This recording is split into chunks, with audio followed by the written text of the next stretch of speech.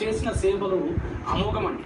విశ్వశాంతి కోసం అతను పాటుపడ్డది. అదేవిధంగా నేను చెప్పినట్టు కుంటి, గ్రుడ్డి, బీద, అనాథ, అదేవిధంగా కుష్టి వ్యాధి రోగులకు తను ఎన్నో కొన్ని వేల సంస్థలను సృష్టించి ఇదేది నిర్మల హృదయ భవన్ అనే పేరుతోటి, అదేవిధంగా శిశు మందిర్ అనే కేంద్రాలతోటి, శాంతి సదన్ అనే కేంద్రాలతోటి ఎన్నో భవన్లు తను ఏర్పాటు చేసి ఎంతోమంది అనాథలను తన హక్కున చేర్చుకొని వారికి పెద్ద తల్లి అయి వారు మరణించేంత వరకు వారితో పాటు ఉండి మంచి మరణాన్ని వాళ్ళందరూ పొందాలని చెప్పి, వాళ్ళు ముస్లింలైనా హిందువులైనా ఏ మతానికి సంబంధించిన వారైనా ఆ యొక్క మత ప్రకారం వారి మరణం తర్వాత అంత్యక్రియలు చేసి ఆ విధంగా తను దేనివల్ల కొనియాడబడ్డది.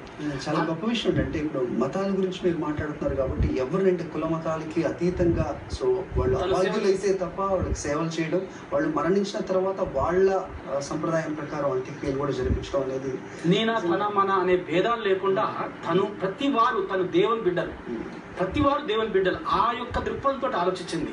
వ్యక్తిని చూసినప్పుడు ఏ వ్యక్తి అయినా, పేద వ్యక్తి అయినా లేకపోతే గొప్ప వ్యక్తి అయినా దేవుని బిడ్డ.